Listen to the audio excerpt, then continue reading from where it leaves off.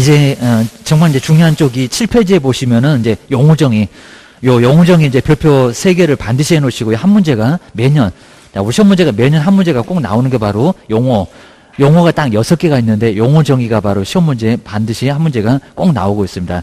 자, 올해 시험 문제는 아주 간단하게 나왔었습니다. 먼저 자, 뒤쪽으로 한번 넘어가 보시고요. 자, 이제 1조가 제조 목적, 2조가 용어. 그리고 거기 이제 박스에 보시면 6개, 자, 6개를 정말 잘 보셔야 됩니다. 여기서 이제 문장을 또 여기도 빼거나 아니면 자, 없는 문장 막 집어넣거나 해서 이제 우리 시험 문제가 나오고 있으니까 꼭 기억하셔야 됩니다. 이거 이제 꼼꼼하게 설명해 드릴 겁니다. 자, 먼저 첫 번째 중개.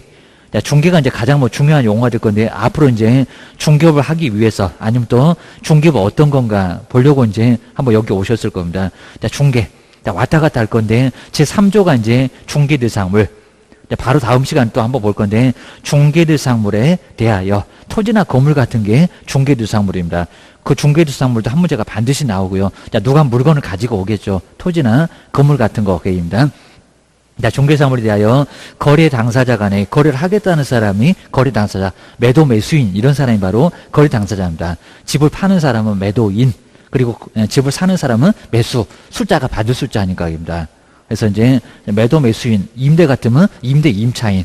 자, 이런 용어가 처음에는 좀 많이 어려울 건데 바로 거래 당사자 간의 매매나 우리 보통 이제 사무소 와서 사고 팔고 매매. 자, 이 매매는 소유권이 넘어갑니다. 그러니까 매도인은 집을 팔아서 소유권 넘기고요. 그리고 이제 대신 이제 돈을 받을 겁니다. 그리고 집을 사는 사람은 돈 주는 대신에 소유권을 가져갑니다. 그러니까 소유권이 이렇게 왔다 갔다. 매도인 쪽에서 매수인 쪽으로 넘어갈 겁니다. 매매에. 그리고 바꿀 수도 있습니다. 땅하고 땅, 아니면 땅하고 건물. 이렇게 이제 지금 이제 많이 교환을 안 하는데 교환도 할 수가 있고요.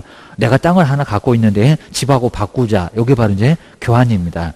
이건 민법에서도 이제 매매, 그리고 교환, 임대차 하나씩 아예 떼가지고 아예 그냥 여러 시간 배우실 겁니다. 그 다음 이제 세 번째가 임대차입니다. 자, 임대차는 임대, 그리고 임차. 요걸 이제 줄여다가 임대차. 세를 넣는 사람은 임대인, 그리고 세를 들어가는 사람은 빌리는 거니까 임차. 우리가 돈을 빌렸을 때 차용증 쓴다고 할 겁니다. 거기하고 용어가 비슷합니다. 자, 매매도 한 2-3문제. 그 다음에 임대차도 막 3문제, 4문제 이렇게 많이 나오고요. 교환은 한 문제 나올까 말까.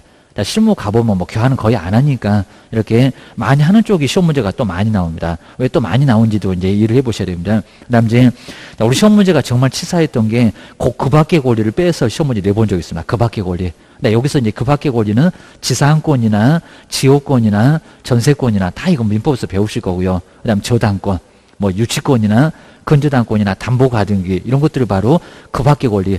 그러니까 이제 임대차, 그리고 이제 여기 3개는 간단하니까 3개는 써놨는데 뭐 지상권, 지역권, 전세권, 막 저당권 너무 많죠.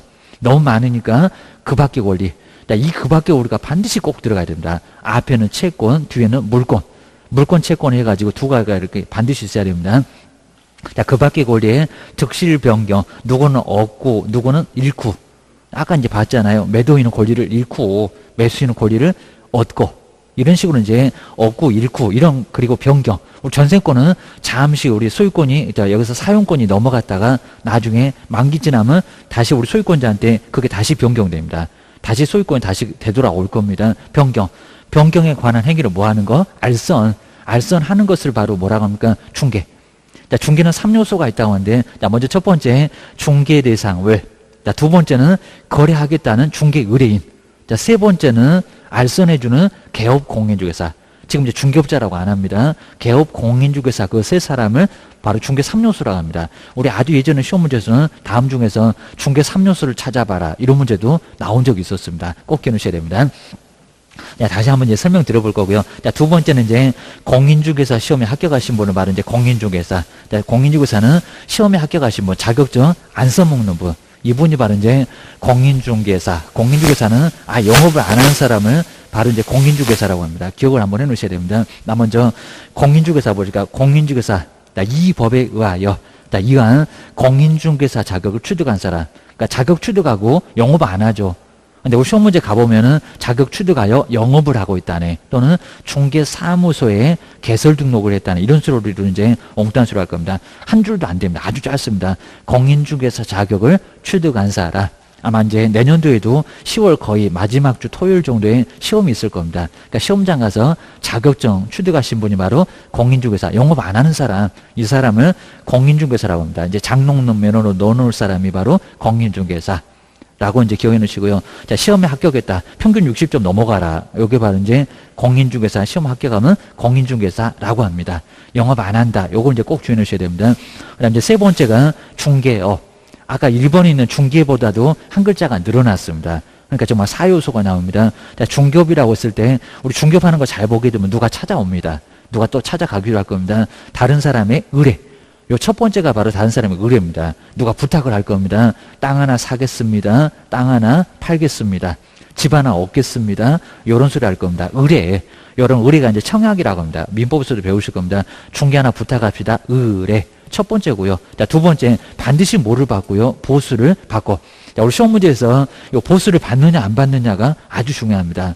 바로 작년도 시험 문제가 보수 유무에 관계없이 이렇게 나왔습니다. 관계 있습니다. 반드시 보수를 받아야 된다는 겁니다. 보수를 안 받으면 중개업이다 아니다? 아니다. 왜냐하면 보수를 못 받게 되면요, 중개업을 유지를 할 수가 없습니다. 사무소 월세도 나갈 건데 계속 정말 아예 우리 속된 말로 꼬라 박는다고 할 건데 아예 보수를 못 받으면 중개업이 유지가 될까 안 될까요? 안 돼요. 입니다. 보수 반드시 받아야 됩니다. 보수 안 받는다? 중개업이 아니다. 기억하셔야 됩니다. 두 번째, 그 다음에 두 번째가 보수고요. 자, 세 번째는 중개를. 첫 번째 1번에 있는 그 중개를 반드시 뭘로 한다고요? 업으로. 그러니까 보수하고 업이 아주 중요합니다. 보수도 받아야 되고 밥 먹듯이 그 업이라는 게 밥 먹듯이 계속 반복성입니다. 계속 반복적으로 업으로 했을 때 딱 한 번 하는 것은 중개업이라고 안 합니다. 한 번 하는 것은 그냥 중개에. 그리고 이걸 밥 먹듯이 했을 때가 중개업, 중개업이라고 해야 됩니다. 4요소. 누가 찾아오고 보수 받고 그다음에 세 번째 중개, 네 번째는 업으로 이렇게 업으로 하는 것을 바로 중개업이라고 합니다. 정말 심하게 되면 여기다 중개 그래놓고 이 네 개를 딱 써놓으면 엉뚱한 소리 합니다. 아직은 그렇게 심하게는 안 해봤는데 중개업, 중개업이 의뢰, 보수, 중개업 이런 식으로 네 개가 반드시 나와야 됩니다. 막 보수를 빼먹거나 업을 빼먹거나 이렇게 이제 빼먹고 시험 문제 낼 수도 있습니다. 기억을 좀 해놓으셔야 됩니다. 그 다음에 네 번째, 아직도 이제 방송에서는 이제 용어 바뀐지 모르고 뭐 중개업자 그런데 중개업자는 아예 용어 없어졌습니다. 중개업자를 개업 공인중개사 이런 식으로 바꿔놨습니다. 개업 공인중개사입니다. 개업. 사무소 갖고 개업하잖아요. 처음에는 정말 아주 이상했습니다. 뭔 개업이래? 라고 했는데 사무소 갖고 다 개업한다고 합니다. 음식점도 개업 이렇게 하잖아요. 개업. 그러면 막 떡도 이제 돌리고 막 그럴 건데 또 화분도 막 하다가 막 보내주고 할 건데 개업. 개업을 했던 공인중개사. 그럼 2번하고 다르죠. 자, 2번은 공인중개사 자격만 취득한 사람. 근데 여기는 뭐라고요? 개업. 그러니까 사무소 개업까지 한 사람. 그러니까 우리도 자격증 따고 근무만 할 게 아니라 최종적으로는 꼭 개업을 하셔야 됩니다. 좀 우리가 한번 갑이 돼봐야 됩니다. 바로 개업을 하신 분이 바로 개업 공인중개사. 자, 그 옆에 보실까요? 근데 이 개업공사는 이 법에 의하여, 자, 뭘 했다고요? 우리 올해 시험 문제가 공인중개사 자격 취득하여, 정말 그거 많이 봤었는데, 입니다. 공인중개사 자격은 얘기 없습니다. 왜냐하면 자격증 없는 사람도 개업을 한 사람이 딱 하나가 있습니다. 부칙이라고. 중개인이라고 해서 좀 이따도 나올 건데, 바로 부칙에 규정된 개업공사는 자격증이 없습니다. 아까 보셨던 것처럼 1961년도에는 신고만 하면 중개업을 할 수가 있었습니다. 시험은 85년도에 있었습니다. 그러니까 중간에는 자격증 없는 사람이 신고를 했었다는 겁니다. 그러니까 아직까지도 영업하고 있습니다. 그래서 그 사람이 있다 보니까 공인중개사 자격 취득하여 그러면 안 된다는 겁니다. 그래서 그게 바로 올해 시험 문제였습니다. 또 응용해서 또 내볼 겁니다. 그러니까 자격 얘기하지 말고 이 법으로 사무소에 개설 등록을 한 사람, 사무소 등록을 한 사람은 뭐라고 합니까? 바로 개업 공인중개사. 자격증 얘기하지 말아라. 그 얘기입니다. 자, 이제 뭐 1월 달에도 3월 달에도 5월 달에도 계속 볼 건데, 이제 공인중개사 자격증 X라고 나중에 또 써볼 겁니다. 지금은 아예 안 써도 그냥 간단하게 봐도 괜찮습니다. 그 다음에, 자, 5번에 이제 소속 공인중개사. 자, 지금 2번, 그 다음에 4번, 5번. 공인중개사라는 문장 그냥 3개나 연거푸 계속 나옵니다. 완전히 다 다릅니다. 자, 5번 소속 공인중개사. 개업 공인중개사 밑에 붙어있는 사람이 소속 공인중개사. 그럼 누구? 월급쟁이를 얘기합니다. 아예 다르죠. 공인중개사는 자격증만 취득한 사람 공인중개사. 그리고 개업은 사무소까지 아예 내신 분. 그러면 소속으로 근무하다가 우리 보통 실장이라고 할 건데 근무하다가 개업을 했겠죠. 그분이 개업. 근데 그 개업 밑에 붙어 있는 월급쟁이, 그게 누구라고요? 소속 공인중개사. 그러니까 개업 밑에 붙어 있다고 소속 그래놨습니다. 소속. 어디에 소속하고 있다고 많이 그러잖아요. 소속입니다. 오히려 이제 학원에 소속하고 있다, 이제 이렇게도 할 겁니다. 공부하러 나오면 우리 학원에 소속. 그러면서 뭐 선배님도 있고 이제 후배도 나올 거고 하다 보니까 어디 학원 소속이냐고도 많이 물어볼 겁니다. 교실입니다. 그분들끼리 꼭 영업하지, 저기 뭐 다른 또 학원하고는 아예 영업도 안 합니다. 서로 막 쌈박질하고 머리끄댕이 잡습니다. 그다음 이제 그분들이 또 이제 밖으로 좀 나가야 우리가 이제 중개업 좀 편하게 하니까, 우리도 경쟁이니까 그럴 수밖에 없습니다. 자, 5번 소속 공인중개사. 누구한테 소속돼 있다고요? 개업 공인중개사한테 소속된, 그러니까 이제 소속 그랬습니다. 그리고 자격 있으니까 공인중개사. 근데 그 가로 안에 있는 게 바로 시험 문제 정말 많이 나왔습니다. 정말 작년도에는 안 나왔지만 그래도 자, 올해 정도도 안 나오긴 했지만 이제 아마 내년도에는 여기가 또 나올 겁니다. 자, 가로를 잘 보셔야 됩니다. 바로 개업 공인중개사의 법인, 그러니까 회사로 하는 게 바로 법인인데, 법인의 사원이나, 근데 임원으로서 공인중개사한 자를 뭐 한다고요? 포함한다. 근데 치사하게 이 포함을 제외한다, 이렇게도 나온 적이 있었습니다. 포함, 다 포함합니다. 자, 임원이나 사원도 어디에요? 소속 공인중개사에 다 포함하고 있습니다. 자, 뭐 거기 포함만큼은 꼭 동그라미 좀 잘 해놓으시고요. 가로는 신경 안 쓰고 보겠잖아요. 정말 치사하게 거기다 제외가 아니라 포함. 그러니까 이런 길목만 잘 정리해 놓으시면요, 어차피 시험 문제에 뭐가 나올 건지 여기서 한 문제 나옵니다. 반드시 꼭 정리해 놓으시면 아주 쉽게 또 답을 찾습니다. 뭐 그거 아니면 저것이겠다라고 기억 놓으시는 겁니다. 이제 포함을 하고요. 그리고 중개 업무를 뭐도 하고요? 수행. 그러니까 여기 수행은 확인 설명이나 거래 계약서나 확인 설명서 작성 같은 것을 수행이라고 합니다. 저 뒤에 가다 보면 이제 알게 될 겁니다. 수행을 하거나, 그리고 개업공사의 업무를 뭐 한다고요? 보조. 보조는 수행하지 않는 보조. 그럼 이제 그냥 간단하게 현장으로 안내만 한다든지 설명만 한다든지 이런 게 바로 이제 보조. 여기 이제 뭐 청소하고 커피 탈 정도가 보조가 될 겁니다. 뭐 우리 사장님이 소속이니까 종업원이 뭐 그냥 아이가 마대자리로 가가지고 청소도 하게 될 겁니다. 커피도 탈 거고. 그게 바로 보조. 확인 설명 아닌 것들, 거래계약서 아닌 것들을 보조. 좀 성격이 강하면 수행, 그리고 성격이 좀 약하면 보조. 그러니까 보조가 뭐게요? 이렇게 시험 문제 나오지는 않습니다. 보조하고 수행. 수행도 할 수가 있고 보조도 할 수가 있고, 자격증 가지고 있으면 다 할 수 있다는 겁니다. 함부로 계약서 못 씁니다. 우리 보통 이제 사무소 가보면 막 자격증 없는 사람이 막 거래계약서 쓰고 확인 설명하고 그럼 큰일 난다는 겁니다. 교도소 갑니다. 3년 이하 징역이나 3천만 원 이하의 벌금이 있습니다. 저 뒤에 가면 3학년 3반에 입학한다고 교도소 보낸다고 그 소리가 나옵니다. 아주 큰일 나니까 자격증 없으면 아예 그냥 입도 뻥끗 하면 안 됩니다. 문제가 됩니다. 거래계약서 못 쓰고요. 그래서 요걸 가지고 마스크 씌워놓고 수갑 채워놓고 아무 짓도 못 합니다. 운전만 하고 가야 됩니다. 그리고 앞만 보고 가야지 뭐 지상권이 어쩌고 전세권이 없고 그럼 교도소 갑니다. 그거 녹음에다가 신고하는 사람도 있습니다. 포상금 50만 원이 나옵니다. 그 정도니까 그게입니다. 정말 시험 끝나고 나면 아르바이트 좀 해야 됩니다. 자격증 없는 사람이 자격증 벽에 걸려 있으니까 자격증 있다 없다가 다 나옵니다. 다 볼 수가 있습니다. 거기다 이제 사진이 커져서 여권용 사진이니까 3.5, 4.5다 보니까 사진 금방 보입니다. 저거 자격증 있다 없다 우리 안 볼 것 같은데 사무소 오자마자 벽부터 먼저 봅니다. 저거 자격증 있다 없다. 근데 아는 사람은 자격증 없으면 설명을 아예 안 된다는 겁니다. 설명하고 있으면 녹음합니다. 저기 세종시장님한테 가서 이제 고다질합니다. 자, 그러면 포상금 50만 원 나오고요. 그리고 설명했던 사람 3년 이하 징역이나, 그리고 사장님은 그거 단속 안 했다고 양도대우로 1년 이하 징역이나 1,000만 원 이하의 벌금 받습니다. 사무소 쑥대박 됩니다. 이게 아예 우스갯소리가 아니니까 큰일 날 일이라는 겁니다. 소속이 하는 일, 중개보조인이 하는 일, 아예 딱 정해졌습니다. 완전히 하늘과 땅입니다. 자격증 있으면 다 해라. 다 해라. 확인 설명을 하든지 계약서를 쓰든지 사장님도 필요 없습니다. 그냥 사장님 6시만 되면 계약서 몇 건 썼냐고 전화만 오고 아예 집으로 갑니다. 이게 바로 소속 공인중개사입니다. 그리고 사장님 있으면 서로 또 불편하고 여기입니다. 그냥 사무소 그냥 차례만 놓고 아예 그냥 땅 보러 가든지 그냥 누구 만나러만 다녀야 됩니다. 골프나 치러 다녀야 됩니다. 자, 5번이 바로 이제 소속 공인중개사고요. 이렇게 소속 공인중개사가 사무소 안에서 다 해라. 수행도 하고 보조도 하고 하는 일을 하는 사람이 바로 소속 공인중개사. 근데 여섯 번째도 요걸 이제 둘 다 고용인이라고 할 건데, 중개 보조는 이제 아예 수행을 못 합니다. 한번 볼까요? 공인중개사가 뭐 한 자? 아닌 자. 공인중개사가 아닙니다. 자격증이 없다는 겁니다. 우리도 이제 사무소 가면 중개 보존밖에 안 될 겁니다. 커피 타고 청소밖에 못 합니다. 아닌 자로서 개업 공인주사한테 소속은 되고 있죠. 그러니까 월급쟁이. 자격증 있는 월급쟁이가 소속 공인중개사, 자격증 없으면 중개 보존. 아예 그냥 하늘과 땅입니다. 중개 보존은 소속돼 있지만은 공인중개사가 아닙니다.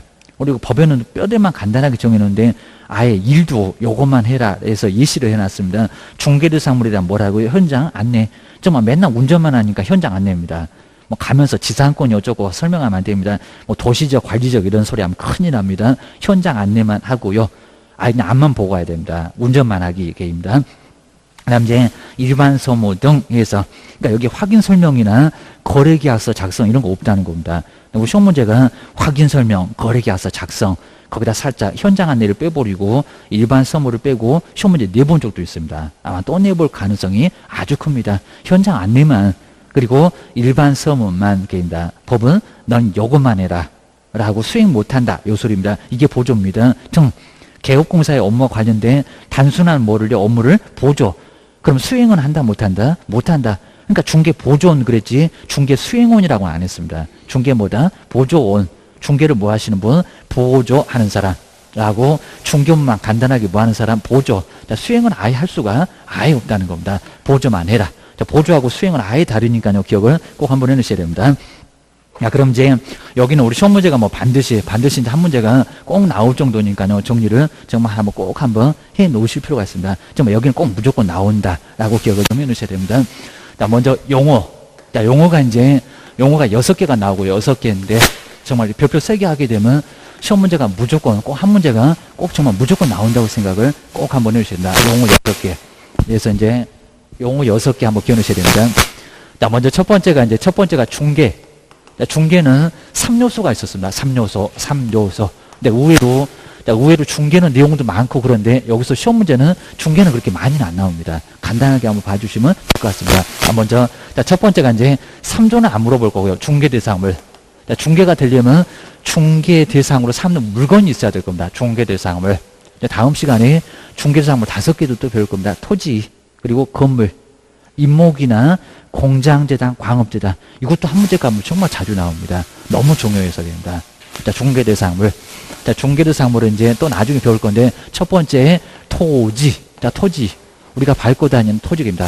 아마 이 토지가 없으면 아예 건물도 없을 거고요. 사람도 아예 토지 땅을 밟고 다닐 수가 없을 거니까, 토지가 없다고 아마 이제 끔찍한 일이 발생할 겁니다. 토지입니다. 토지. 근데 우리 개론에서는 뭐 토지를 가지고 뭐 부동성이 있네, 뭐 부증성이 있네, 개별성이 있네, 이런 것들도 시험 문제 과목으로 이렇게 많이 나오게 될 겁니다. 토지의 성격도 꼭 기억하셔야 됩니다. 먼저 우리 개론에서도 이제 많이 배우기로 할 건데 뭐 토지, 뭐 부동성, 그리고 부동성 움직이지 않죠. 토지는 가만히 있죠. 그리고 토지를 만들어낼 수가 없습니다. 더 증가시킬 수 없다. 부증성. 이거 다 배울 거고요. 그리고 일물일가 원칙이 적용되지 않는다고 합니다. 정말 땅은 다 땅마다 가격이 다 정해져 있습니다. 동일한 가격이 아예 없다는 겁니다. 요거 바로 개별성 이런 식으로 얘기하게 되는데 바로 이제 토지의 성격이 있습니다. 이렇게 토지. 그다음 두 번째가 건물. 두 번째 이제 건물이 있습니다. 자, 토지 위에 건물이 있을 건데 토지하고 건물을 아예 별개의 부동산을 보고 있습니다. 얘도 부동산, 얘도 부동산. 그러니까 등기상 증명서가 지금은 이제 등기부 그러면 안 될 건데 바로 토지상 증명서 그리고 이제 건물 등기상 증명서 이런 식으로 나누게 되고요. 토지, 건물. 그다음에 세 번째 우리 수목하고 좀 다를 건데 임목. 임목은 등록을 거쳐서 등기까지 했던 나무. 이게 바로 이제 그러니까 등기까지 한 나무를 임목. 그러니까 이 임목도 중개대상물 될 수가 있을 거라 합니다. 근데 뭐 실무 쪽에서는 거의 안 할 건데 나무도 등기까지 한 나무도 중개대상물로 삼을 수 있다는 겁니다. 다 중개가 돼요. 얘도 막 지상권, 법정지상권도 성립할 수 있고 임목도 소유권이 성립할 수가 있을 겁니다. 나무도 아주 비싼 나무 막 몇백, 몇천 그리고 수천 그루가 있으면 이것도 수십억도 갈 수가 있을 겁니다. 이것도 다 그냥 중개사물 될 수가 있습니다. 이것도 다 저당권 이런 것들 다 설정할 수가 있습니다. 이것도 담보가 되고요. 자, 네 번째 공장재단, 광업재단. 자, 공장재단, 광업재단. 공장 안에 토지나 건물 이런 것들도 중개사물 될 수가 있을 거고요. 그다음 이제 금액도 아주 클 건데 다섯 번째가 이제 광업재단. 자, 광업재단이라고 해서 이제 여기도 이제 중개대상물. 자, 이게 바로 중개대상물입니다. 자, 우리 시험 문제가 다음 중에서 중개대상물이 아닌 것은 이런 식으로도 시험 문제 많이 나온다는 겁니다. 토지, 그리고 건물. 그 다음에 임목이나 공장재단, 광업재단, 중개대상물 이렇게 5개 기억하셔야 됩니다. 그 다음에 중개대상물에 대하여 입니다. 뭐 요런 뒤에 있는 문장은 안 속일 거고요. 그리고 거래를 하겠다. 자, 거래를 하겠다는 거래 당사자. 요 거래를 하겠다는 거래 당사자. 매도 매수인 걸 겁니다. 우리 보통 이제 매매에서는 이제 하나씩 배울 거고요. 자, 집을 파는 사람을 매도, 팔았다 건넬 또자인데 매도인, 집을 파는 사람이고요. 그리고 매수인은 집을 사는 사람. 아마 처음에 공부하실 때 막 매도인, 매수인 이것도 좀 헷갈릴 때가 있을 겁니다. 또 괜히 또 매도인을 막 갑이라고 하고 매수인을 을이라고 하고 갑을병 막 이런 식으로 많이 표현하게 될 겁니다. 그리고 케이스 문제가 많이 나오니까 그렇습니다. 그 다음에 임대차. 자, 매매하고 거의 임대차가 교환은 잘 안 하니까 임대차가 많이 있을 건데, 자, 임대차는 세를 놓는 사람, 임대인 그럴 겁니다. 자, 우리 용어 이제 실무 가시면 바로 쓸 거고요. 자, 주인 쪽에서 이제 집을 세를 놓겠다. 저분은 임대인 그입니다. 그래서 집을 빌려서 쓰는 사람 누구? 임차인. 자, 임차인. 그러니까 이제 그걸 줄여다가 임대차, 임차. 요게 바로 임대차입니다. 여기 소유권이 넘어가지 말고 소유권이 넘어가는 게 아니라 잠시 빌려줬다가 2년 쓰고 그리고 3년 쓰고 돌려주는 게 바로 이제 여기가 임대차입니다. 아까 우리 변경 있었을 건데 여기 잠시 자, 임차인한테 변경시켜주고 네가 사용해라 그입니다. 그래서 수익 얻어라. 나중에 2년 되면 3년 되면 다시 가져간다. 이거 잠시 변경입니다. 요건 소유권 아예 넘어가는 것들입니다. 매매교환 임대차. 그래서 거래 당사자 간의 그리고 이제 금방 보셨던 것처럼 매매나 그리고 뭐나 교환이나 그리고 임대차. 아마 우리 민법에 가면은 매매편 그리고 임대차편 교환편 요게 하나씩 다 나올 겁니다. 꽤나 오랫동안 매매 막 무슨 매도인의 담보 책임이나 이런 것들을 많이 배우실 겁니다. 그러니까 요 매매가 이제 매도하고 매수가 이렇게 줄어진 말이 매매입니다. 매매. 매매에는 매도도 있고 매수도 여기 다 들어있다는 겁니다. 자, 그럼 이제 우리가 보통 이제 많이 봤을 때 우리가 집을 이제 요거 이제 503호 우리 아파트 502호가 있었는데 갑이 자, 집을 요걸 팔았습니다. 집을 팔았는데 보니까 막 물 새고 막 난리가 났다는 겁니다. 자, 그럼 하자가 있네요. 하자가 있으면 어떻게 합니까? 우리 요거 이제 요분이 바로 매도인인데 요 매수인이 집을 샀는데 자, 요 산 집에 하자가 발생했다는 겁니다. 그럼 이제 어떻게 됩니까? 누가 책임집니까? 판사라. 이거 책임져야 된다는 겁니다. 그러니까 실무 쪽에서는 나중에 이제 매도인 집을 팔았는데 하자가 발생했네. 매도인의 담보 책임, 하자에 대한 담보 책임을 담보라는 용어가 조금 어렵긴 하실 건데 책임을 져야 된다는 겁니다. 담보 책임 져야 됩니다. 그럼 만약에 나 나중에 뭐 1000점 보수를 했습니다. 이렇게 천장 만약에 보수를 했을 때 만약에 1000만원 들어갔습니다. 누수 잘 안 잡히니까 그렇습니다. 이 1000만원 들어가면 누구한테요? 매도인한테 청구할 수 있다는 겁니다. 이제 집은 이렇게 넘겨받았을 겁니다. 지금 현재는 을이 살고 있다는 겁니다. 집을 사서. 아니면 또 전세를 주고 있을 건데 1000만원 들어가면 누구한테요? 매도인한테 손해배상 청구할 수 있습니다. 매도인의 담보 책임을 져야 된다는 겁니다. 근데 이건 빨리 물어야 됩니다. 6개월 넘어가가지고 나중에 찾아내면은 요거 찾기, 안 날로부터긴 하지만 나중에 문제가 될 수 있다는 겁니다. 빨리 찾아서 문제가 발생하면 매도인한테 책임지라고 청구할 수 있다는 겁니다. 그리고 이제 보통 우리 매매계약에서는 우리 매수인도 의무가 있는 게 계약금 얼마요? 3억이면 3천만 원. 이렇게 3천만 원 돈을 걸어야 됩니다. 보통 돈. 자, 이것도 이제 돈을 너무 적게 걸면 계약 파기도 쉬워지고요. 또 여기다 계약금을 또 너무 많이 걸어 놓으면 나중에 막 부당이득 청구도 들어오고 난리가 나니까요. 꼭 10% 정도는 받아 놓으셔야 됩니다. 계약금. 근데 계약금 치러놓고 나중에 중도금을 한 1억 정도 치를 건데 중도금을 못 치르겠대요. 자, 그러면 어떻게 됩니까? 우리 매매에서는 이게 법률행위다 보니까 책임질 수밖에 없습니다. 계약금 어떻게 된다고? 계약금 몰수. 그러니까 요 매도인 손으로 3천만 원 들어갔을 건데요. 어떻게 됩니까? 3천만 원 이렇게 날아간다고 합니다. 몰수가 된다는 겁니다. 자, 이런 관계를 잘 설명하셔야 됩니다. 근데 이제 만약에 중도금 이렇게 들어왔습니다. 근데 갑자기 저 계약 파기할게요. 파기가 될까요? 안 될까요? 중도금이 건너갔습니다. 중도금. 안 됩니다. 주의하셔야 됩니다. 이건 뭐 당연히 뭐 밑보에서 배우실 건데 이 중도금은 이행의 착수했다고 합니다. 접어들었다고 합니다. 그러니까 우리 계약금 때나 3천만 원 날리고 계약을 파기할 수 있는 거지. 이행에 착수하게 되면 이제는 파기가 안 된다는 겁니다. 상대방이 동의를 얻어야 됩니다. 그 다음에 우리 매도인도 마찬가지입니다. 갑자기 지값이 막 3억 5천이 됐습니다. 3억 5천. 그러면 중도금을 1억 받았다는 겁니다. 그럼 계약 파기할게요. 뭐 3천만 원에다가 여기 3천만 원 더 보태서 6천 줄게요. 해봐야 됩니까? 안 됩니까? 그래도 여기도 2천만 원 남으니까 줘도 입니다. 요 3천만 원 받은 돈은 돌려주고 그 받은 돈만큼 위약금 보태서 6천만 원, 그러니까 2배라고 합니다. 6천만 원 가야 될 건데 자, 이게 파기가 된다 안 된다? 안 된다. 안 됩니다. 자, 중도금 들어오면 아예 안 된다는 겁니다. 그다음 이제 마지막에 치는 건 뭐라고 합니까? 중간에 가는 거 이제 나머지는 잔금 남아있는 돈 잔금 계획입니다. 그러면 1억 3천 갔죠. 3억이면 얼마다? 1억 7천. 그러니까 이제 돈 금액이 좀 크니까 뭐 현실적으로 많이 안 해보셨지만 이거 실무 해보시면 이제 이런 것들은 이제 많이 하게 될 겁니다. 바로 1억 7천만 원 넘어가면은 잔금은 요걸 이행 완료라고 합니다. 완전 다 끝났다고 합니다. 이행 완료 계획입니다. 이행을 완료시키면요. 그럼 완료되면은 이행이 다 끝났다. 그럼 돈 받았으면 등기에 필요한 소리 다 넘겨줘야 됩니다. 집문서, 땅문서, 등기필 정보, 그리고 위임장, 인감증명서 이런 것들 누가요? 매도인. 여기 이제 매수인의 그 성명까지 기재한 바로 매도인의 인감증명서가 있어야 됩니다. 이런 것들은 등기법에서 배우실 겁니다. 요거 주고받으면서 완전히 끝내야 된다는 겁니다.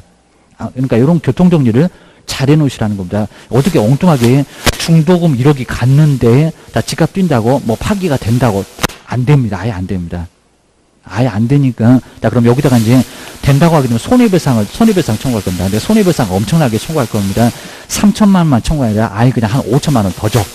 해가지고 8천만 원을 주고 계약을 파기할 건지 이게 부담되면은 그냥 가야 될 건지 매도인이 판단을 해야 된다는 겁니다. 우리가 교통정리를 해드려야 됩니다. 이런 부분이 바로 매매에서 발생할 수 있는 매도 매수인의 권리 의무 관계라고 볼 수가 있다는 겁니다. 자, 이런 것들이 이제 미보에서 간단하게 시험 문제 나오게 될 겁니다. 자, 특히 우리 중요한 게 매도인의 담보 책임. 집을 팔면서 우리 매도인도 책임질 수 있는 성격이 있다는 겁니다. 매수인 돈 치를 때 잘 치러라. 잘못되면 이렇게 3천만 원 날아가고 한 방이지만 3천만 원이 날아갑니다. 개돈 못 탔다고 아예 중도금 못 치른다. 잔금 중도금까지 치렀는데 갑자기 잔금 못 치른다. 잔금 못 치른다고 할 수가 아예 없다는 겁니다. 자, 그 정도니까 가고 그리고 나중에 이제 못 갈 것 같으면 대출이라도 받아서 가고 그리고 다시 판다고 다시 내놔야 됩니다.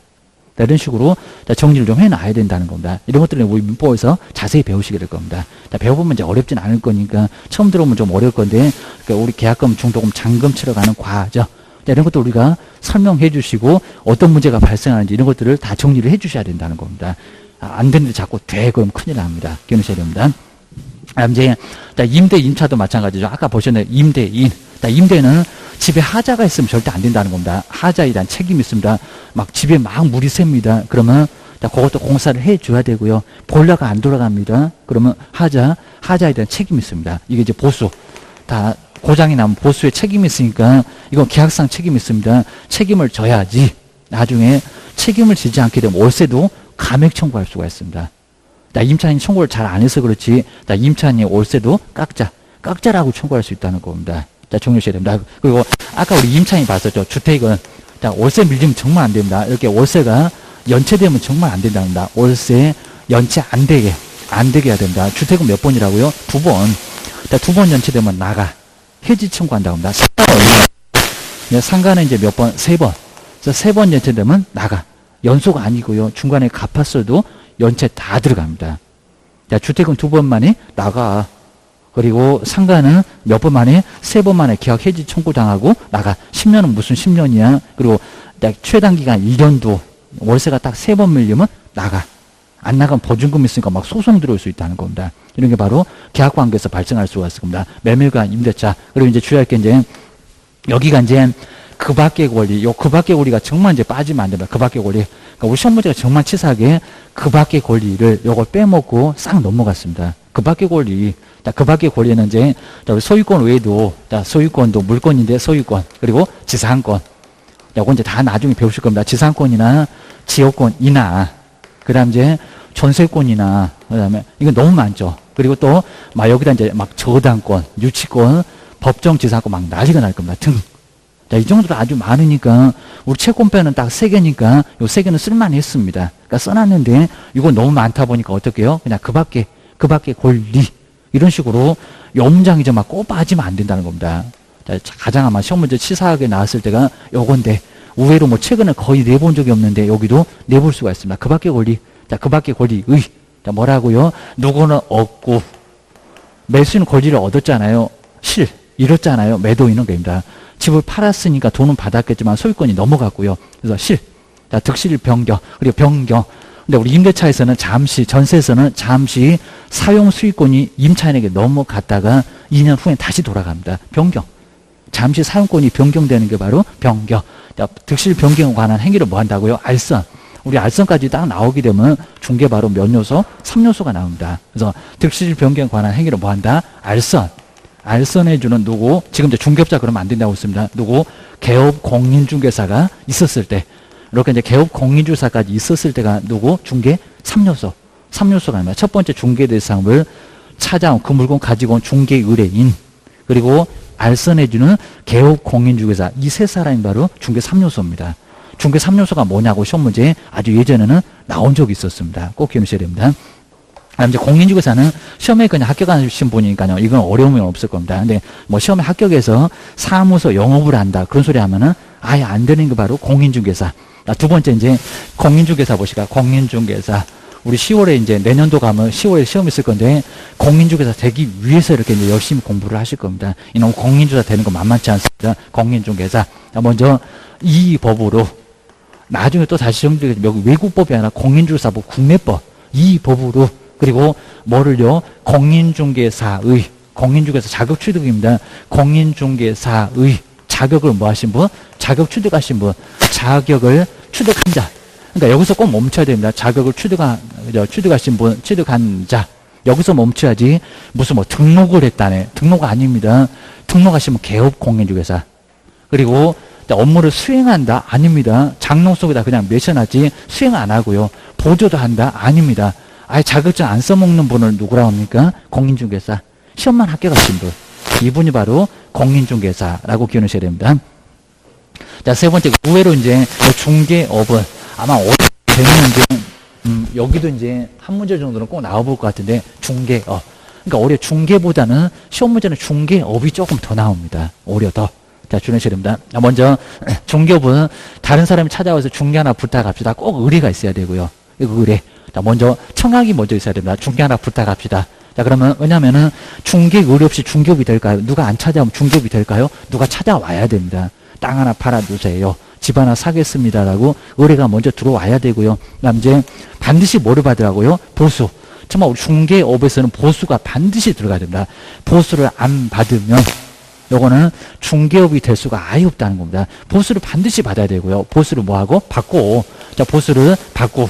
그리고 중개를 뭘 한다고요? 업으로. 꼭 또 치사하게 업으로 요걸 또 빼먹을 때도 있었습니다. 한번 정리해 주셔야 됩니다. 보수를 빼거나 그리고 업을 빼거나 중개를. 자, 보수를 받고 중개를 뭘로 한다고요? 잔악계나 불조심 업입니다. 업으로. 그래서 이제 업으로 하는 게 바로 여기는 중개업. 기억해 주셔야 됩니다. 업으로 이렇게 업으로 뭐 행하는 거 이렇게 하는 거 업으로 하는 게 바로 이제 4요소 이렇게 4가지 요소가 바로 여기는 중개업이라고 하셔야 됩니다. 자, 중개업은 아예 다릅니다. 누가 찾아오고 찾아와서 보수를 받고 그 보수를 받아야 중개업을 유지할 수가 있습니다. 사무소 월세도 꽤나 1층이다 보면 꽤나 월세가 나올 겁니다. 자, 보수를 받고 그 보수를 받아야 중개업을 유지할 수가 있을 거고요. 중개를 뭘로 한다고요? 밥 먹듯이 이렇게 밥 먹듯이.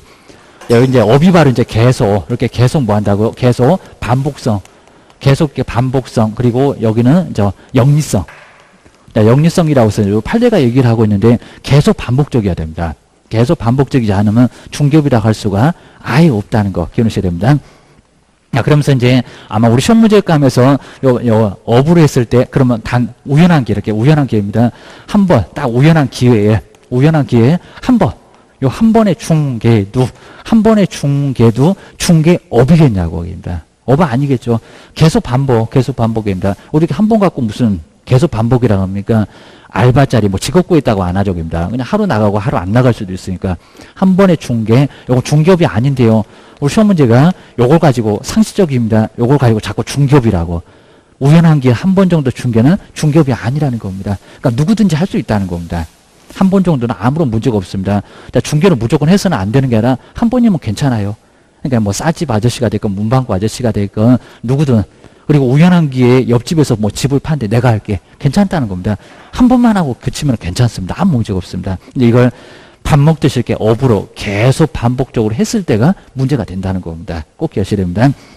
그럼 이제 여기서 한번 주의를 이렇게 그러면 요거 이제 비교를 하셔야 될 게 자격증 없는 사람이 그리고 이렇게 간판을 걸어놨습니다. 무슨 해놓고 이제 공인중개사 사무소, 요건 뭐 나중에도 공인중개사 사무소 이렇게 8글자 들어가야 되나 명칭. 이런 식으로 자격증 없는 사람이 이렇게 간판을 걸어놨다는 겁니다. 간판. 이렇게 간판을 걸어놨는데 간판을 걸고 나서 한 번도 중개를 해본 적이 없습니다. 한 번도 중개를 하지 못했을 때 요거 중개업으로 볼까요? 안 볼까요? 이것도 판례가 나와 있습니다. 판례가. 근데 꼭 중개업이 아닐 것 같죠?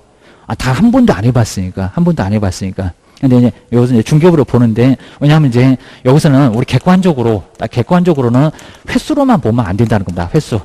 횟수로는 한 번도 안 했으니까 중개업이 아닌 거 맞을 겁니다. 여기는 한 번이라도 중개업이 아니라고 이제 막 2번, 3번 가야 이제 중개업을 할 건데, 횟수로는 중개업이 아닌 거 맞는데, 여기다 목적도 본다고 합니다. 목적. 이거 이제 주관적이라고 합니다. 우리 들어있는 생각, 이거 목적이라고 합니다. 우리 법에서는 주관객관 이런 소리를 많이 합니다. 목적. 간판 걸어놨죠. 계속해볼 목적이 있으니까. 여기서 딱 걸렸죠. 아직 한 번도 못했지만은 간판 걸었다는 소리는 중개업을 계속해볼 목적이, 여기는 계속성 있잖아요.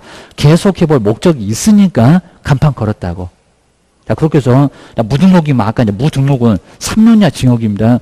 무등록 중개업, 이렇게 중개업이 됐다는 겁니다. 너는 업이다. 계속해볼 목적이 있었으니까 업이다. 3년 이하 징역이나 3천만 원 이하 벌금 받을 수가 있습니다. 3학년 3반에 입학. 중학교를 졸업해야 됩니다. 우스갯소리가 아닙니다. 3년 이하의 징역이나 3천만 원 이하의 벌금을 받을 수가 있다는 겁니다. 이 정도로. 그러니까 자격증 없는 사람이 간판 걸어놨다. 한 번도 못 해봤다. 옆집에서 신고 들어갑니다. 포상금 50만 원 나오니까 신고 들어가면 3년 이하 징역이나 3천만 원 이하 벌금 받고 여기서 큰 문제가 발생할 수 있다는 겁니다. 전과자가 될 수가 있다는 겁니다. 기억하셔야 됩니다. 야, 그렇게 해서 이제 계속 반복성. 야, 이거 정말 아주 중요한 부분이니까 보수를 받아야 되고, 밥 먹듯이 해야 되고, 그 밥 먹듯이는 횟수로만 쓰는 건 절대 아니다. 그럽니다. 계속 해볼 목적이 있으면 그것도 업이다. 라고 해서 교도소 보내겠다. 라는 거 기억을 꼭 해놓으셔야 됩니다. 자, 네 번째 이제, 우리 작년도 시험 문제 올해 시험 문제 나왔네요. 개업공인주사입니다. 개업공인주개사. 근데 이 개업공인사에는 바로 자격증 없는 사람이 하나가 있습니다. 개업공인사. 그러니까 여기다 자격증 얘기하지 말라는 겁니다. 우리 바로 이제 작년도 시험 문제, 올해 시험 문제 1번에 다음 문 중에서 용어 틀린 것을 했을 때 개업공인주사한테 공인주개사 자격 취득하여 그래놨습니다. 자격 취득하여. 그런 얘기 없습니다. 그냥 사무소. 우리 개업공사는 사무소의 뭐라고요? 개설 등록을. 그 사무소 가지고 개업을 하니까 사무소에 개설 등록하신 분이 바로 개업공사입니다. 개업공인주개사. 무슨 얘기 하지 말아라? 공인중개사 자격 얘기하지 말아라. 그러니까 공인중개사 자격을 취득. 이렇게 자격 취득 얘기하지 말라는 겁니다. 요 자격 취득 아예 없다. 그럽니다. 왜냐하면 이제 우리 개업공인주개사에서 부칙, 거의 시험 문제 잘 안 내는데 부칙에 규정돼. 법 아래쪽에 보면은 부칙이 이렇게 따로 있습니다. 부칙에 규정돼. 이렇게 부칙에 규정된 누가 있다고요? 개업공인주개사. 그러니까 이분은 자격증이 없는데 개업을 했다고 봐주고 있습니다. 어차피 신고만 하면 중개업 할 수 있었던 시절이 있었으니까 바로 개업공인주개사를, 요분을 바로 이제 개업공인주개사, 요분이 바로 이제 있다 보니까 요분이 바로 자격증이 없다는 겁니다. 자격증이 없는 분도 개업공사라고 하기 때문에, 이렇게 하기 때문에 자격증 얘기하지 말아라. 그입니다. 자격증 필요 없이 중개사무소에 개설 등록하신 분이 바로 개업공인주사. 꼭 기억하셔야 됩니다. 그 다음에 6번째, 그리고 이제 5번째, 소속 공인주개사도 정말 우리 시험 문제 많이 납니다. 소속 공인주개사. 개업공사 밑에 소속돼 있다. 그리고 소속 공인주개사는 자격증만 갖고 있는 게 아니라 근무도 합니다. 근무. 여기는 장롱면허고 여기는 아예 자격증 써먹고 있습니다. 바로 소속 공인중개사. 소속 공인주사인데 누구한테 소속돼 있다고요? 개업공인주개사. 먼저 이렇게 개업공인주사 밑에 이제 소속돼 있으니까 개업공인주사에 뭐한다? 이렇게 소속이 돼 있는, 소속된 누구라고요? 공인주개사라고 합니다. 공인주개사 자격 있는 사람, 소속, 바로 공인주개사로서. 그리고 이제 주위에서 보실 게 가로 안에 법인이라고 있습니다. 법인의 임원, 법인의, 올해는 이제 안 냈지만 아마 내년 분명히 또 낼 건데, 법인의 임원이나 그리고 사원이라고 합니다. 여기 사원은 종업원을 얘기하는 게 아니고요. 회사를 만든 사원. 그 다음에 임원. 사원, 임원으로서 여기는 공인주개사를 뭐한다? 포함한다, 제외한다. 입니다. 자, 임원을 바로 뭐한다고요? 포함인가 제외인가? 입니다. 포함이 맞습니다. 포함한다. 근데 시험 문제가 여기다가 제외한다. 이런 식으로 나왔습니다. 임원이나 사원도 모두 다 뭐라고요? 포함한다. 포함이지 제외는 아니다. 글자 정말 바꿨을 때 가로는 정말 전혀 안 보일 겁니다. 자, 법인의 임원이나 사원도 소속 공인주사에 포함한다. 꼭 포함한다. 꼭 기억하셔야 됩니다. 그다음 이제 공인주사 자격 가지고 있으니까요. 여기 이제 중개 업무를 뭐 한다고요? 수행. 자, 이렇게 업무를 수행도 하고 보조도 하고. 이제 저 뒤에서 좀 배우시면 수행은 확인 설명, 거래계약서 작성. 그리고 여기 이제 일반 선무 같은 얘기 보조. 자, 수행 강한 것도 알릴 수 있고, 이렇게 확인 설명도 아무나 확인 설명해서는 안 된다는 겁니다. 확인 설명도 가능. 그리고 일반 서무, 이렇게 일반 서무 같은 것도 가능. 그냥 커피 타고 청소하는 걸 바로 일반 서무라고 합니다. 현장 안내. 이런 것들도 가능. 강하건 약하건 모두 할 수 있다는 겁니다. 자격증 가지고 있으면. 그래서 다 할 수 있다. 그러니까 소속 공인주사가 뭐를 못한다 그러면 X 다 할 수 있다. 라고 기억하셔야 됩니다. 그 다음에 여섯 번째, 의외로 이제 가장 우리 시험 문제 많이 나왔었는데 요즘만 조금 시험 문제 많이 안 나오고 있습니다. 중개보조원. 중개보조원은 누가 아닌 자, 공인중개사가 아닌 자, 이렇게 공인중개사가 아닙니다. 공인주사 인자 그러면 안 됩니다. 공인중개사가 뭐한 자? 아닌, 이렇게 아닌 자로서. 근데 꼭 여기다가 요 문장을 빼고 그냥 바로 그냥 무슨 개업공사한테 소속된 그러면 안 됩니다. 아닌 자로서 이제 개업. 그러니까 여기 이제 문장은 똑같이 출발하는데 공인중개사가 아닌 자로서 누구한테요? 개업공사한테. 우리 사장님한테 개업공인중개사에게 소속합니다. 개업공사한테 여기도 소속. 자, 소속은 똑같이 갈 건데 공인중개사 자격이 없다. 소속됩니다. 소속된, 그리고 이제 소속되고요. 그 다음에 중개업무로 뭐 한다고요? 보조. 소속된, 그리고 소속된 자로서. 이렇게 자로서 이제, 그리고 현장 안내. 자, 맨날 운전만 하니까 현장 안내, 확인 설명 아니다. 그럽니다. 현장 안내. 그리고 또 오는, 그리고 이제 일반 소무, 그러니까 일반 소무입니다. 커피 타고 청소하는 일반 소무 등. 그리고 단순한 업무를 뭐 한다고요? 보조. 이렇게 중개 업무를 뭐 하는 사람? 보조하는 사람. 중개 업무를 수행하는 게 아니라 중개 업무를 뭐 하는 사람? 보조. 자, 중개 업무를 보조하는 자. 이게 보조. 여기다 수행 나오면 정말 안 됩니다. 보조하는 자가 누구다? 중개 보조. 그러니까 중개 보조니 보조하느니까 보조라고 했지 수행이라는 소리 나올 수가 아예 없습니다. 확인 설명서나 거래계약서 쓸 수가 아예 없고요. 수행은 안 된다. 그리고 교육도 이제 실무교육 받을 건데 여기 직무교육. 여기는 한 4일 동안 받을 건데 3시간에서 4시간 오전에 잠깐 졸다가 오면 교육이 끝납니다. 우리 수업시간하고 좀 비슷합니다. 3시간에서 4시간만 간단하게 교육받고 근무할 수 있다는 겁니다. 여기는 4일 동안 월요일부터 목요일까지 빡세게 교육을 받아야 됩니다. 32시간, 48에 32. 오전에 4시간, 오후에 4시간에서 하루에 8시간씩 교육을 하게 됩니다. 그 정도로 아주 빡세게 배워서 근무하는 사람. 왜냐하면 수행을 하니까 여기서 이제 문제가 되는 게 우리 중개 봤을 때 왜 이렇게 막 문제가 어렵나. 근데 생각을 한번 해보실 게 막 몇 억, 수십억 남의 나중에 잘못하게 되면 업무 수행하면서 수십억 남의 재산을 깨먹을 수가 있습니다. 잘못 설명해서.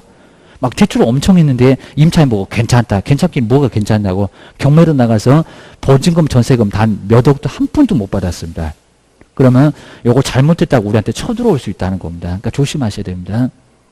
그리고 이제 거의 아마 대출이 없는 집은 거의 없을 겁니다. 금액만 좀 차이가 날 겁니다. 네가 선택하라고. 이렇게 하셔야지 괜히 또 안전합니다. 이러면 큰 문제가 된다는 겁니다. 안전하기 뭘 안전해. 경매로 나가면은 나중에 문제가 된다는 겁니다. 그 설명 잘못했던 거 책임져라 라는 판례가 있으니까 꼭 조심하셔야 됩니다. 자, 먼저 이제 중개. 자, 내용은 좀 많을 건데 바로 중개 3요소. 누가 물건 가지고 올 거고 거래를 하겠다는 사람이 와서 사고 팔고 바꾸고 임대차 세를 놓고 세를 들어가고 그다음에 지상권, 지역권, 전세권 너무 많다. 그 밖의 권리. 그 밖의 권리 득실병에 관한 행위를 알선하는 사람. 알선하는 게 바로 중개.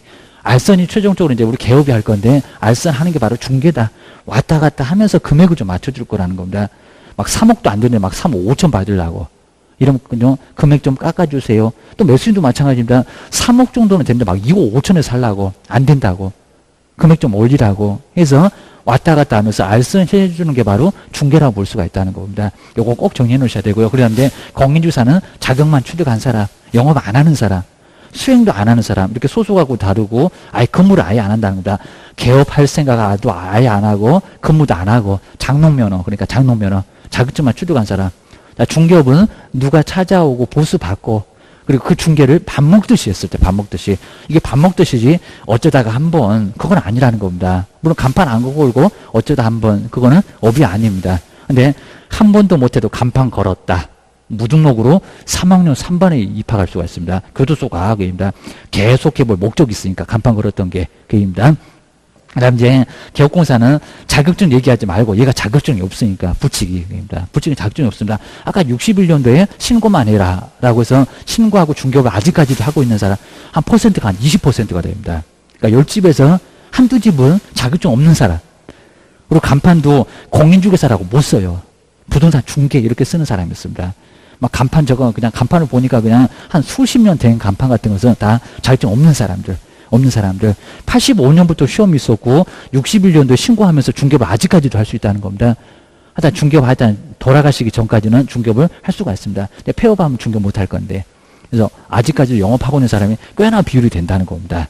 근데 업무 지역 좀 좁고 나중에 중개할 때도 조금 제약이 좀 많고 그입니다. 억울하면 자격증 따봐봐 그입니다. 이게 바로 부칙에 규정된 개업공사. 이게 우리 올해 시험 문제였습니다.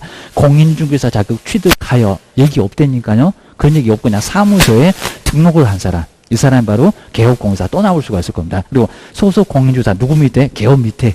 그리고 법인의 임원이나 사원을 포함하지 제외하는 게 아니라는 겁니다. 그리고 가장 시험 문제 오히려 많이 나와봤던 공인중개사가 아닌 자로서 꼭 이 문장을 아예 통으로 뺍니다. 아니라 반드시 있어야 됩니다. 공인중개사가 아닌 자로서 여기는 공인중개사이니까 둘 다 고용인입니다. 공인중개사가 아닌 자로서 개업공사의 업무를 보조만 하는 사람.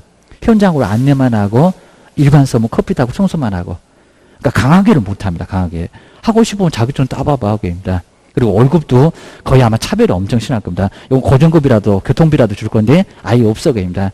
네가 알아서 계약서 쓰면은 거기서 몇 대 몇, 우리 허참 씨가 좋아하는 몇 대 몇 해가지고 사무소 한 7, 너는 한 3 이런 식으로 몇 대 몇으로 나눠 먹게 합니다. 이게 바로 중개보조 기한내셔야 됩니다. 자, 지금 요즘은 조금 사정이 어렵다 보니까 소속이 될건 중개보조이 될건 다 거의 기본급은 고정급은 거의 없고요. 사무소에서 계약서 쓰면은 몇 대 몇으로 사무소 이렇게 나눠 먹게 합니다. 보통. 소송은 거의 한 5대5 정도는 될 건데 이놈은 좀 서러울 겁니다. 뭐 계약서 쓰겠습니까? 계약서 쓰지를 못합니다. 자기 알고 있는 손님 데리고 오면은 우리 개업들이 이제 계약서 쓰고 너 얼마 이런 식으로 주게 될 겁니다. 근데 의외로 중개 보존이 꽤나 더 많습니다. 오히려 우리 교육 받으러 가면 저도 이제 교육을 하게 되는데 교육 가서 이제 강의도 하게 되는데 거기 가보면은 중개 보존이 아주 더 많습니다. 교육장이 거의 이렇게 붙어 있는데 소속 공사 우리 사장님하고 이렇게 요분은 같이 묶어서 교육을 받는데 여기가 한 10명 오면 여기 한 3, 40명 옵니다. 아주 막 도떼기 시장입니다. 와갖고 그냥 난리가 납니다. 그러니까 커피 타먹고 막 난리가 날 건데 중개보전 의외로 여기가 더 많습니다. 여기가. 그러니까 자격증 없이 근무하시는 분들이 더 많아요. 근데 아무것도 못해요. 운전, 현장 안내, 일반 소모, 커피 타고 청소밖에 못합니다. 수갑 채워놓고 마스크 씌워놓고 아무것도 못해요. 뭐 확인 설명서 뭐 지상권이 없고 전세권이 어쩌고 설명은 아마 설명은 오래 봤으니까 소속이나 개업보다 더 잘할 수 있을 겁니다. 막 거꾸로 돼가지고 요분들이 중개업을 하고요. 자격증 빌려주고 사무소나 사장 자리에 앉아만 있고 요 사람이 다 하는 경우가 있습니다. 그거 큰일 날 일입니다. 3학년 3반, 1학년 1반 양도되오니까 이 사람 나서면 안 됩니다. 그냥 현장으로 안내하고 간단하게 무슨 집이라고 소개만 하고 와야 됩니다. 그리고 모든 행위는 다 개업이나 소속이어야 됩니다. 그리고 우리 개업공사가 사무소 혼자 하기 어렵잖아요. 아니면 이제 나중에 집 보러 가면 문 닫아야 되니까 소속을 반드시 이렇게 둬야 됩니다. 자격증 있는 사람 다 할 수 있으니까 있는 사람을 둬야지 월급 좀 아낀다고 여분 두고 그리고 막 이 사람이 써대고 하면 교도소 나란히 갑니다. 얘 3학년 3반, 1학년 1반 정말 우스갯소리 아닙니다.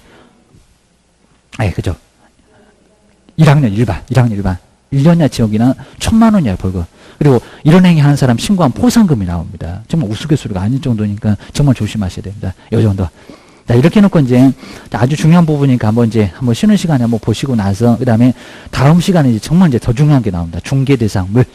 자, 여기서 이제 또 자세하게 또 해볼 거고, 그 다음 이제 뒤에 있는 내용들 조금 간단하게 밑줄만 한번 그어놓고, 그리고 뭐 자세히 볼 건 없습니다. 어렵게는 안 나오니까 여기도 내용들이 뭐가 있는지만, 그러니까 좀 서로 헷갈리는 게 있으니까 헷갈리는 것만 잘 정리를 좀 해놓으시면 됩니다. 자, 그리고 이제 지금부터 막 빡세게 가시면 한 7월 되면 팍 쓰러지시니까 지금은 그냥 수업만 그냥 듣고, 지금 적응하기도 좀 어려울 겁니다. 막 1시간 내내 앉아있으면 허리도 아프고, 막 눕고 싶고 막 그럴 건데, 이제, 눕고 싶으면 저 뒤에 가서 이제 누우셔도 되는데 아주 난리가 날 겁니다. 어떤 분도 가서 또 코까지 고십니다. 자, 그러면 안 되니까 좀 힘드셔도 좀 참으시면 좋을 것 같습니다. 좀 쉬었다가 이제 다음 시간에 계속 해보겠습니다. 예.